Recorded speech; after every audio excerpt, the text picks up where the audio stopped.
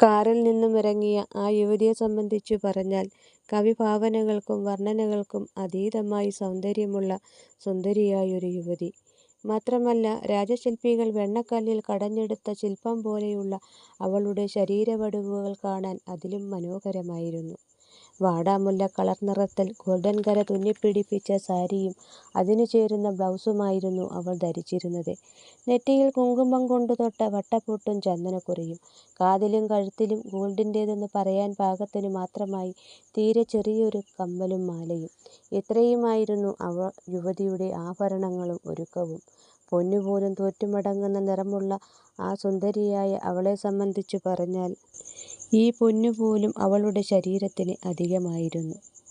പൊന്നും കുടത്തിന് പൊട്ട് എന്തിനെന്നുള്ള ആ പഴഞ്ചൊല്ലിനെ തീർത്തും അർത്ഥവത്താക്കുന്ന തരത്തിൽ നിൽക്കുന്ന അവളെ കാണാൻ ആ വേഷത്തിലും അതീവ സുന്ദരി തന്നെയായിരുന്നു. കാറിൽ നിന്നും ഇറങ്ങിയ ആ യുവതിക്ക് തൊട്ടു പിന്നാലെ തന്നെ ഫ്രണ്ടിലെ ഡോർ തുറന്ന് സുമുഖരും സുന്ദരന്മാരുമായ 2 ചെറുപ്പക്കാർ കൂടി ഇറങ്ങി വന്നു. അവർ കാറിൻ്റെ ഡോർ അടച്ചുകൊണ്ട് പൂമുഖത്തെങ്ങും ആരെയും കാണാത്തതിനാൽ ചുറ്റുപാടും ഒന്ന് നോക്കി. ആ നോട്ടത്തിനിടെ അവർ കണ്ടു തങ്ങളെ നോക്കി നിൽക്കുന്ന ആ അമ്മയെയും മകളെയും. ഈ സമയം തങ്ങളെ വന്നവർ കണ്ടു എന്ന് മനസ്സിലാക്കിയ ഭഗീരഥിയും മകളും അവർക്കടുത്തേക്ക് നടന്നു വന്നു. രണ്ടാളും അവർക്കടുത്തായി എത്തിയതും ആ യുവതിയും ചെറുപ്പക്കാരും ഭഗീരഥിയുടെയും മകളുടെയും നേർക്കു നോക്കി സ്നേഹസാന്ദ്രം ഒന്ന് പുഞ്ചിരിച്ചു. തുടർന്ന് ആ ചെറുപ്പക്കാരിൽ ഒരാൾ അവരോട് ചോദിച്ചു, "മിസ്സിസ് മാലിനി മാധവന്റെ വീടല്ലേ ഇത്?" ചെറുപ്പക്കാരൻ്റെ ആ ചോദ്യം കേട്ട് ഭഗീരഥിയും മകളും പരസ്പരം മുഖാമുഖം ഒന്ന് നോക്കി. ഈ സമയം അവരുടെ രണ്ടാളുടെയും മനസ്സുകളിൽ ഇവിടേക്ക് വന്നവർ മാലിനിയെ കാണാനാണ് വന്നിരിക്കുന്നതെന്ന് മനസ്സിലായി. തുടർന്ന് ഭഗീരഥി പറഞ്ഞു, "അതെ, ഇതുതന്നെയാണ് വീട്." ശേഷം "വരൂ, അകത്തേക്ക് പോകാം" എന്ന് പറഞ്ഞുകൊണ്ട് അവരെയും കൂട്ടി ഭഗീരഥിയും മകളും വീടിന് നേർക്ക് നടന്നു. അവരെ മൂന്നാളെയും വീട്ടിനകത്തേക്ക് കൂട്ടിക്കൊണ്ടു പോകുമ്പോഴും തങ്ങൾക്കൊപ്പം നടന്നു വരുന്ന ആ യുവതിയെ ആദ്യം കണ്ടപ്പോൾ തോന്നിയ ആ അമ്പരപ്പിൽ നിന്നും ഭഗീരഥിയും മകളും ഇതുവരെ റിക്കവർ ചെയ്തിരുന്നില്ല. എന്നു മാത്രമല്ല, അവരെ അകത്തേക്ക് കൂട്ടിക്കൊണ്ടു പോകുമ്പോൾ വല്ലാത്ത ഒരുതരം ഭയവും അസ്വസ്ഥതയും ഉണ്ടായിരുന്നു അവരിൽ. എന്നാൽ ഇതൊന്നുമറിയാതെ ആ യുവതിയും ചെറുപ്പക്കാരും ഭഗീരഥിക്കും മകൾക്കും പിന്നാലെ വീടിനകത്തേക്ക് നടന്നു.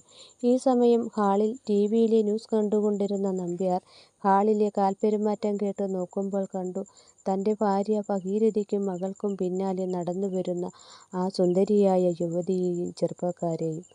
അവരെ കണ്ടതും നമ്പ്യാർ ഒന്ന് അമ്പരന്നു. ആ അമ്പരപ്പിൽ നമ്പ്യാർ സ്വയം അറിയാതെ ഇരുന്നിടത്തു നിന്നും എഴുന്നേറ്റ് നിന്നു പോകുന്നു. അവരെ കണ്ട് സ്വയം അറിയാതെ ഇരുന്നിടത്തു നിന്നും എഴുന്നേറ്റ് നിൽക്കുന്ന നമ്പ്യാരുടെ മുഖത്തെ തൻ്റെ വീട്ടിലെത്തിയ വിരുന്നുകാരെ കണ്ടതിൻ്റെ സന്തോഷമായിരുന്നില്ല, മറിച്ച് ഭഗീരഥിക്കും വന്ദനയ്ക്കും അവരെ കണ്ടപ്പോൾ തോന്നിയ അതേ അമ്പരപ്പും ഞെട്ടലും വല്ലാത്ത ഒരുതരം ഭയവുമായിരുന്നു.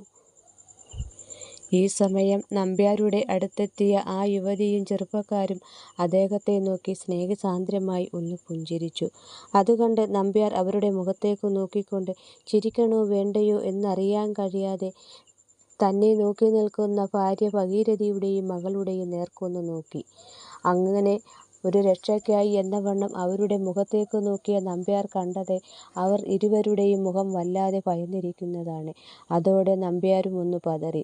തൻ്റെ ആ പതർച്ച മുന്നിൽ നിൽക്കുന്നവർ മൂന്നാളും അറിയരുതെന്ന് കരുതിയിട്ടാവണം ഒരു വിളറിയ പുഞ്ചിരി മുഖത്ത് വരുത്തിക്കൊണ്ട് അവരുടെ മുഖത്തേക്ക് നോക്കി. ഈ സമയം ഹാളിൽ നടക്കുന്ന ഇക്കാര്യങ്ങളൊന്നും അറിയാതെ ജയനന്ദനും വാണിയും കൂടി തങ്ങളുടെ മുറിയിൽ നിന്നും ഹാളിലേക്ക് നടന്നു വന്നു. അപ്പോൾ അവരും കണ്ടു മാലിനിയെ കാണാൻ വന്ന ആ 3 പേരെയും. ഒപ്പം മറ്റൊന്നുകൂടി അവർ കണ്ടു, ആ 3 പേരുടെയും മുന്നിൽ വിളറി വിയർത്ത് നിൽക്കുന്ന മറ്റു 3 പേരെയും. ആ ഒരു കാഴ്ച ജയനന്ദനും വാണിക്കും ഓർക്കാപ്പുറത്ത് കിട്ടിയ ഒരടി പോലെയാണ് തോന്നിയത്. കാരണം മാലിനിയെ കാണാൻ വന്ന അവർ മൂന്നാളെയും കണ്ട് മറ്റുള്ളവരെ പോലെ ജയനന്ദനും വാണിയും അമ്പരന്നു പോയിരുന്നു. കൂട്ടത്തിൽ മറ്റുള്ളവരെ നിലവിട്ടുള്ള ആ നിൽപ്പുകൂടി കണ്ടതോടെ അതിൻ്റെ ആക്കം ഒന്നുകൂടി. അതോടെ അവർ രണ്ടാളും നിശബ്ദരായി നിന്നിടത്തു നിന്നും അനങ്ങാൻ കഴിയാതെ അവിടെ തന്നെ അങ്ങനെ നിന്നു പോകുന്നു. ഈ സമയം ഹാളിലേക്ക് വന്ന ജയനന്ദനെയും വാണിയെയും കണ്ട് വന്ദന ഓടി അവർക്കരികിലെത്തി പറഞ്ഞു, "മാലിനിയേട്ടത്തിയെ കാണാൻ വന്നവരാണ് അവർ. എന്ന് പറഞ്ഞുകൊണ്ട് അവർ 3 പേരുടെയും മുഖത്തേക്കൊന്ന് നോക്കിയ ശേഷം അവിടെ നിൽക്കാതെ ജയകൃഷ്ണനെയും മാലിനിയെയും വിളിക്കാനായി മുകളിൽ ജയകൃഷ്ണന്റെ മുറിയിലേക്ക് നടന്നു. ജയകൃഷ്ണന്റെ മുറിക്ക് മുന്നിലെത്തി കതകിൽ തട്ടി അവനെ വിളിച്ചു. അപായമണി പോലെ വളരെ വെപ്രാളത്തോടെയുള്ള അവളുടെ ആ വിളി കേട്ട് മുറിക്കുള്ളിൽ മൊബൈൽ ഫോണുമായി കട്ടിലിൽ കിടന്ന ജയകൃഷ്ണൻ ഒന്ന് ഞെട്ടി. ആ ഞെട്ടലോടെ തന്നെ വന്ന് കതക് തുറന്നു. വന്ദനയുടെ വെപ്രാളത്തോടെയുള്ള ആ വിളി കേട്ട് കതക് തുറക്കാനെത്തിയ ജയകൃഷ്ണന്റെ മനസ്സിൽ ഒരു നിമിഷം തന്റെ വീട്ടിലുള്ളവർക്ക് ആർക്കെങ്കിലും സുഖമില്ലാതായി കാണുമോ എന്ന ഭയമായിരുന്നു. എന്നാൽ കതകു തുറന്ന് പുറത്തേക്ക് വന്ന ജയകൃഷ്ണൻ വന്ദനയോട് കാര്യം എന്താണെന്ന് അന്വേഷിക്കുന്നതിനു മുമ്പേ വന്ദന പറഞ്ഞു, "അതെ ജയേട്ടാ, താഴെ മാലിനിയേട്ടത്തിയെ കാണാൻ 3 പേർ വന്നിട്ടുണ്ട്. " എന്നാൽ അത് കേട്ടുനിന്ന ജയകൃഷ്ണൻ, "അതു പറയാൻ വേണ്ടിയിട്ടാണോ നീ ഇത്ര ബഹളം വെച്ചത്? " ഒപ്പം മറ്റൊന്നുകൂടി അവൻ വന്ദനയോട് ചോദിച്ചു. മാലിനിയെ കാണാൻ 3 പേർ താഴെ വന്നിരിക്കുന്നു എന്നു പറയാൻ വന്ന വന്ദനയുടെ മുഖത്തെ ഒരുതരം ടെൻഷൻ നിറഞ്ഞു നിന്നിരുന്നു. അതെന്തിനാണ് എന്നായിരുന്നു.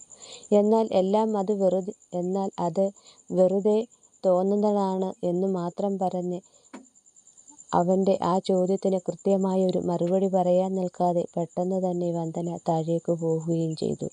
ഈ സമയം മുറിക്കകത്ത് ലാപ്ടോപ്പിന് മുന്നിലിരിക്കുന്ന മാലിനി വന്ദന വന്ന് ജയകൃഷ്ണനോട് പറഞ്ഞ കാര്യം എന്താണെന്ന് കൃത്യമായി കേട്ടിരുന്നില്ല. അതുകൊണ്ട് തന്നെ അവൾ ജയകൃഷ്ണനോട് അതേക്കുറിച്ച് ചോദിക്കുന്നു. ജയകൃഷ്ണനോട് അക്കാര്യം ചോദിക്കുമ്പോഴും മാലിനി ലാപ്ടോപ്പിൽ നിന്നും മുഖം മാറ്റിയിരുന്നില്ല. അതോടെ ജയകൃഷ്ണൻ മാലിനിയോട് പറഞ്ഞു, തന്നെയും ഒപ്പം തന്റെ ഭർത്താവെന്ന നിലയിൽ എന്നെയും കാണാനും പരിചയപ്പെടാനുമായി തന്റെ സുഹൃത്തുക്കളാണോ അതോ ബന്ധുക്കളാണോ എന്ന് കൃത്യമായി അറിയില്ല, ആരോ വന്നിരിക്കുന്നു. അതു പറയാനും നമ്മളെ അവിടേക്ക് വിളിക്കാനുമാണ് വന്ദന വന്നത്. അതുകൊണ്ട് തൽക്കാലം ഇപ്പോൾ താൻ ചെയ്തുകൊണ്ടിരിക്കുന്ന ജോലിയൊന്ന് നിർത്തി വന്നിരുന്നുവെങ്കിൽ താഴെ നമ്മളെ കാണാൻ വന്നവർ ആരാണെന്ന് നേരിട്ടുപോയി അറിയാമായിരുന്നു. ജയകൃഷ്ണൻ പറഞ്ഞു നിർത്തി. ജയകൃഷ്ണൻ മാലിനിയോട് വന്ദന വന്നത് എന്തിനാണ് എന്ന കാര്യം പറയുമ്പോൾ ഇടയ്ക്ക് തന്റെ ഭർത്താവ് എന്ന് പറഞ്ഞ് അവനെ തന്നെ പുകഴ്ത്തുന്നു. ഒപ്പം ആ പറച്ചിലിൽ അവന്റെ മനസ്സിൽ അവളോടുള്ള അവന്റെ സ്നേഹവും നിറഞ്ഞു തൂകിയിരുന്നു. അത് മാലിനിയും മനസ്സിലാക്കിയിരുന്നു. അതോടെ മാലിനി താൻ ചെയ്തുകൊണ്ടിരുന്ന ജോലികൾ തൽക്കാലം നിർത്തിവെച്ച ശേഷം ജയകൃഷ്ണനൊപ്പം തന്നെ കാണാൻ വന്ന ആ വിരുന്നുകാരാരാണെന്നറിയാനായി താഴെ ഹാളിലേക്ക് നടന്നു. ഈ സമയം താഴെ ഹാളിൽ ജയകൃഷ്ണന്റെ വീട്ടുകാർക്ക് നടുവിലായി ഇരിക്കുകയാണ് മാലിനിയെ കാണാൻ വന്നവർ 3 പേരും. അവർ 3 പേരും അവിടേക്ക് വന്ന് ഏതാനും സമയം കഴിഞ്ഞിരിക്കുന്നു. എന്നാൽ അവർ വന്ന് ഈ സമയം വരെ കഴിഞ്ഞിട്ടും അവരെ ആദ്യം കണ്ട അമ്പരപ്പിൽ തന്നെ അവരെ 3 പേരെയും നോക്കി നിശബ്ദരായി ഇരിക്കുകയാണ് ജയകൃഷ്ണന്റെ വീട്ടുകാർ എല്ലാവരും തന്നെ. അങ്ങനെ സംസാരശേഷി നഷ്ടപ്പെട്ടവരെ പോലെ തങ്ങളെ നോക്കിയിരിക്കുന്ന ജയകൃഷ്ണന്റെ വീട്ടുകാരെ നോക്കി വല്ലാത്ത ഒരുതരം വീർപ്പുമുട്ടലോടെയാണ് അവിടെ വന്ന അവർ 3 പേരും ഇരുന്നത്. അവരുടെ ആ വീർപ്പുമുട്ടലിനും കാരണം ഉണ്ടായിരുന്നു. പരിചയമുള്ളവരായിക്കോട്ടെ പരിചയമില്ലാത്തവരായിക്കോട്ടെ, ഒരാൾ തങ്ങളുടെ വീട്ടിലേക്ക് വരുമ്പോൾ ആ വീട്ടുകാരാണല്ലോ അവരോട് സംസാരിക്കേണ്ടത്.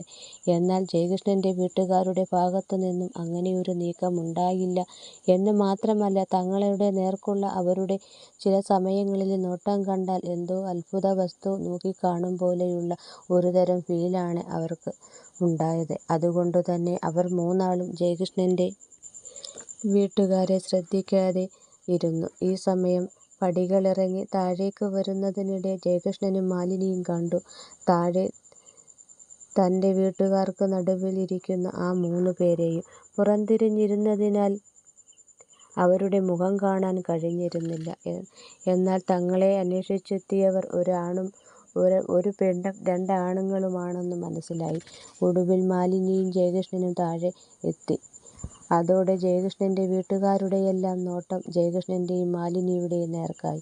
ജയകൃഷ്ണന്റെ വീട്ടുകാരുടെ ആ നോട്ടത്തിൽ നിന്നും തങ്ങൾ കാണാൻ വന്നവർ അവർക്കരികിൽ വന്നിരിക്കുന്നു എന്ന് മനസ്സിലാക്കിയ അവർ 3 പേരും പെട്ടെന്ന് പിന്നിലേക്ക് തിരിഞ്ഞൊന്നു നോക്കി. ഈ സമയം തങ്ങൾക്ക് നേരെ നോക്കി നിൽക്കുന്ന അവരെ 3 ആളെയും കണ്ട് ഒരു നിമിഷം മാലിനി സ്തംഭിച്ചു നിന്നുപോയി.